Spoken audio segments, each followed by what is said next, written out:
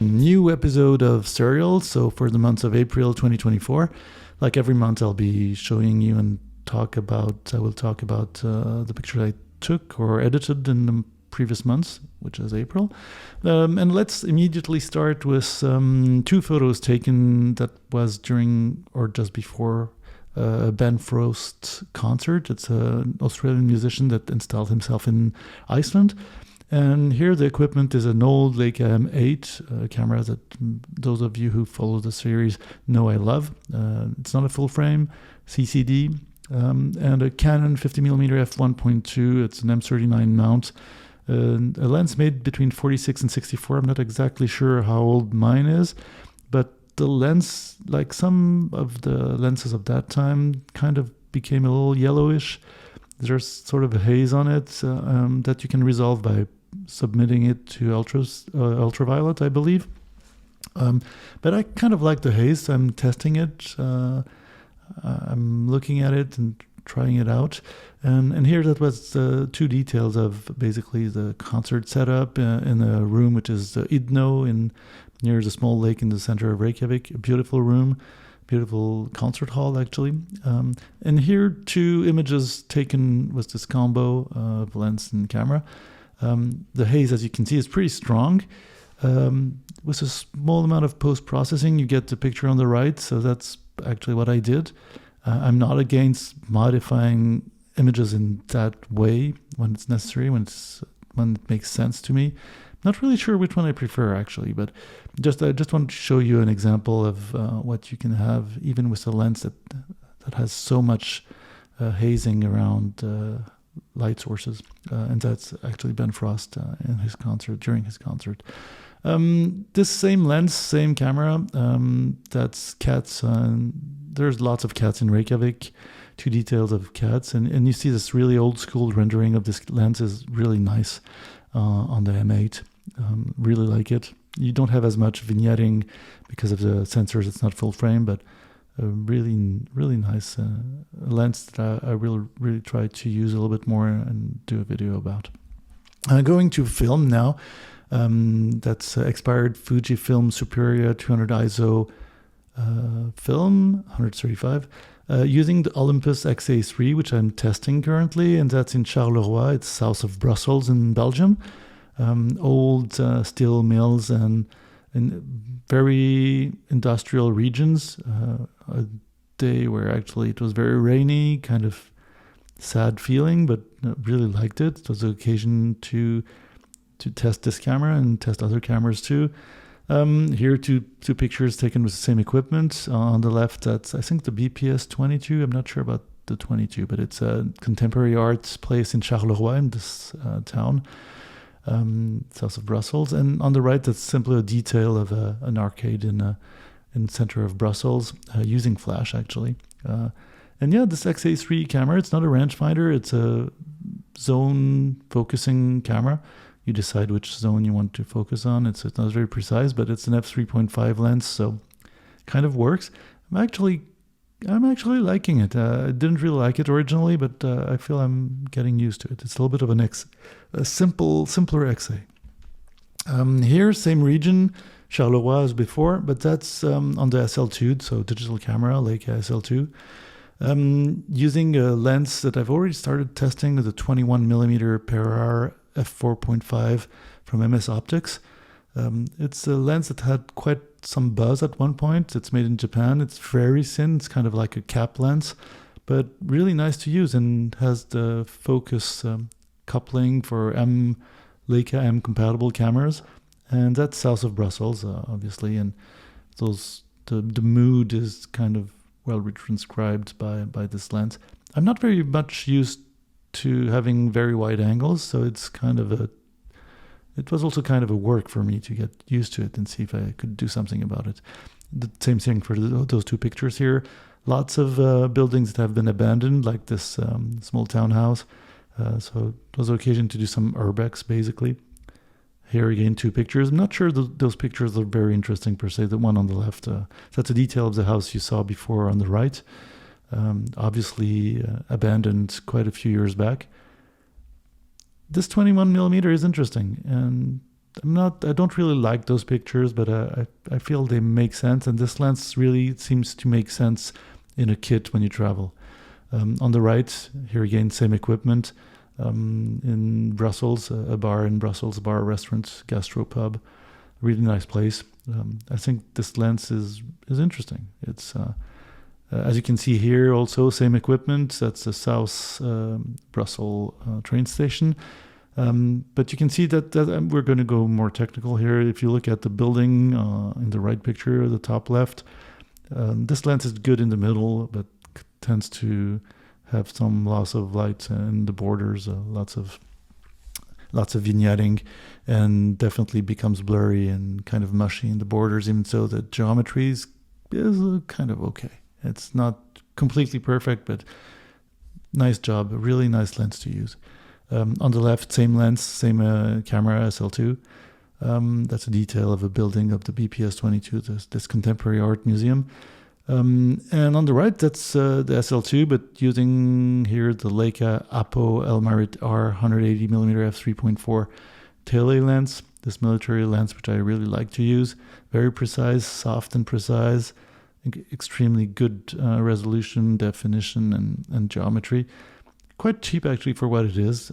So yeah, really like using it. And as I had it in the plane, and the light were really interesting. I tried those two pictures. I have others, of course, but I kind of liked the way the light hit the aluminum, the steel. You could see the patina, and yeah, very interesting rendering for me with using this lens. And of course, here, two pictures. Those two pictures are actually of the volcano. If you've looked at the news, basically in Iceland near Reykjavik, there's this volcano that's running right now. So that was basically a month back. You can see on the picture on the left, I kind of like those two pictures just for the context. I do like them aesthetically, but I also like the information they have. The one on the left, actually, if you look up the upper part, you will see there's sort of a peninsula. That's Reykjavik on top. That's the city and the mountains in the back. So that gives you an idea of how far the volcano is from Reykjavik. It's quite actually far, and it's a soft volcano. It's not really jeopardizing anything. It's not really dangerous to the city right now. You can actually see the lava. If you look at the part where there's most smoke, you see the small orange craters. That's where the volcano is still active. And on the right, that's just below, was the 180mm. I wasn't able to have enough field of view, but the picture on the right, that's the town of Reykjavik that had to be closed because of the volcano. People are able to work during the day because there's those fisheries, modern fisheries, on the bottom, you can see on the bottom right. It's a great fishing town, but there's fissures under the houses and the infrastructure. And as you can see, the black elements on the picture, that's dried lava, but a few buildings went in flames with the lower parts, those two small black dots. It actually consumed two houses. So the town has been evacuated for night, and yeah, it's a bit of a sad situation for the old inhabitants. Basically 10% of the population of the island lived there, so they had to go somewhere else. But it gives you a good idea of how the topography is, which you don't really often see in the news. Let's go to something completely different here. That's film. That's using the XPan from Hasselblad, this panoramic camera. And that's using one of my newly favorite films, which is the Harman Phoenix 200 ISO film, used at 200 ISO. And I thought it was interesting. That's the building in the middle right is the opera. Usually it's lit. Here I really liked this ambiance with no lights at all. It felt like, I don't know, kind of weird, this weird eerie feeling. And I think this film is really great at those lights. And that's using the 45mm lens of the XPan. Same equipment here, but that's facing from Reykjavik, looking at volcanoes. Where's the volcano actually lit a little bit later? I took the picture just before the volcano restarted. I really liked this sunset. And yeah, the Harman Phoenix in low lights, I definitely like the rendering. You have this softness here, there's some haze. The colors are really interesting. And here, same equipment, you can change the format of the photos you take on the XPan. You can decide if it's panoramic or not. That was the 90mm lens of the XPan. And details of Reykjavik with those quite low lights, the buildings, the way things are built, those light blue skies. I kind of like the dog in the picture on the left. That's why I took the picture. Or here again, I kind of messed up and did a multi-exposure on the left. So that's mixed between the west neighborhoods and the Lemur neighborhood in Reykjavik. Basically, deconstruction work overimposed to my tries to document the architecture. And on the right, that's simply a detail of Reykjavik, again, with those low lights, but using the 90mm lens and the 45mm lens. Always Harman Phoenix 200 ISO, great film. Here we changed film. We're going to Kodak Aerocolor 4, this film that was made for picture taking from the air. Very precise film, in my opinion. I really like it too. Quite controllable. And basically it's sold under the name Flic Film Elektra for 100 ISO. And here I used this 21mm Perar lens we saw before. I'm using it on Minolta CLE camera. Very interesting camera. It's probably one of my favorite M cameras. A little less glamorous than the Leica versions, but very compact and unfailable in terms of exposition control. Here going back to digital and going back to this 50mm 1.2 Canon lens. That's the picture on the left. That's by a really cold day. The ice can't really form because of the high wind. So it sort of makes this mushy, icy thing on the border. And that's the small lake in the middle of Reykjavik. Or on the right, that's the waves with this wind in the Bay of Reykjavik. Also here, details using another lens, another vintage lens, more known, the Jupiter 3 50mm f1.5 from the Soviet era. That's on a Leica SL2, so it's digital. The black sands of the beaches of Reykjavik, of the west neighborhoods. Here, details also, again, this picture is facing in the direction you saw the sunset before. The coast, it gives you an idea of the constructions there. This black sand, really nice sceneries. Here, the picture on the right that's looking the other way from the beach. Again, those constructions, the way the houses are built there, and some rocks. I like the looks of the rocks there. Again, same detail, same equipment. This woman going for a ride with her child. And I kind of experimented a little bit more with sensor saturations these days. So basically saturating the sensors up to the white where I have no signal anymore. And I find it interesting and fun to try to compose with it. And here we can see the sun that's kind of saturated in the sea. And I think it gives for an interesting thing. And this lens works pretty well with this. Again, a small detail on the right of a gas station. Or here I was talking about the saturation of the sensors.